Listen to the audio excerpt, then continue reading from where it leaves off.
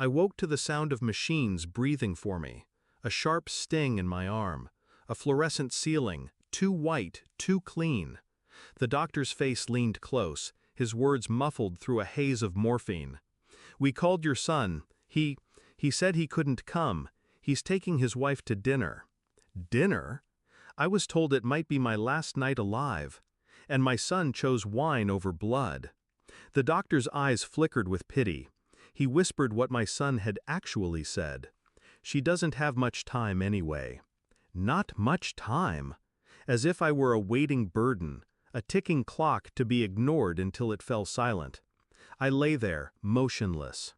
Rage crawled slow, icy, not hot. A flame would have burned out. Ice lasts longer.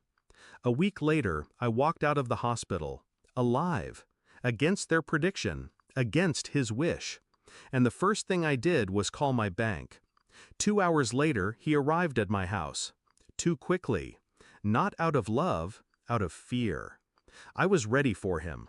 He came through the door rehearsed, concern painted poorly across his face, like a mask stretched too thin.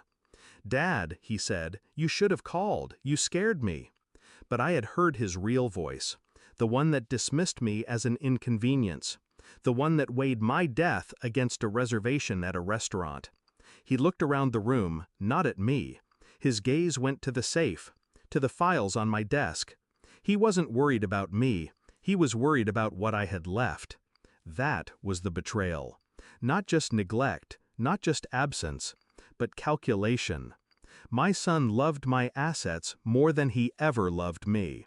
And I had been blind.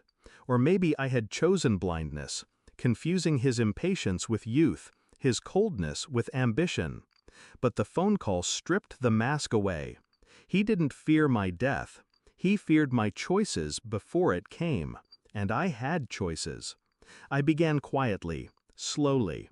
One call to my attorney, another to the bank, a request for account transfers, property evaluations, beneficiary adjustments. Every paper trail led back to me. Not him, not his wife, not the future he thought he owned. While he carried on his life, smiling with her at dinners, driving the car I helped him buy, living in the house I had funded, I studied his patterns. He rarely visited. When he did, his questions circled the same axis. What's in your will? Do you still keep the house insured? Who has power of attorney? Not once did he ask how I slept at night, if the chest pains had returned, if the loneliness crept in like it always did after dusk. So I answered his questions with silence. And in that silence, I worked. Behind the mask of a frail old man, I sharpened my weapons. Signatures, documents, transfers, the currency of betrayal.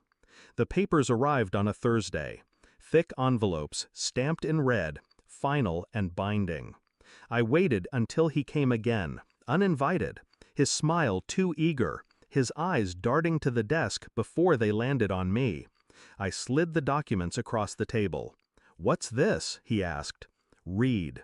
His hands trembled as he scanned the lines. His lips moved soundlessly. Then his face drained. The house, the accounts, the properties, everything had been transferred to charities, to institutions, to names that were not his. Nothing for him. This must be a mistake. "No," I softly, "it's the first time I haven't made one." He stared at me, eyes wet now, anger rising to cover the fear. "You can't do this! I'm your son!" I leaned back, cold, detached. "You were my son, until you chose dinner over my deathbed." The silence after those words was heavier than any shouting could have been. He tried to laugh it off, to argue. "You were unconscious, I didn't mean it. You don't understand." But I did, perfectly. I stood, slow but steady, and opened the door. "You wanted my inheritance," I said. "You inherited my silence instead." He froze, staring at me, waiting for some softening, some weakness. But there was none left. "You'll get nothing from me," I continued. "Not my house, not my name, not my memory. His face broke. He tried to speak, but no sound came. The weight of truth crushed him in ways money never could. I didn't raise my voice. I didn't need to. I simply closed the door behind him. The house felt lighter after he left, as if the walls themselves exhaled relief.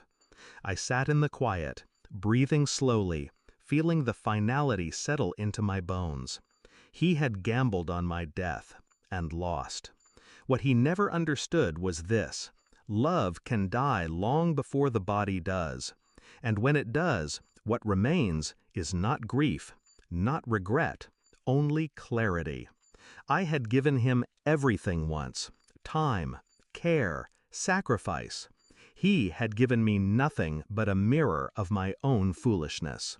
Now he would live with absence, not mine, his own. I lit a match, watched the flame eat the edge of the last copy of my old will. The paper curled, blackened, and turned to ash. So had he.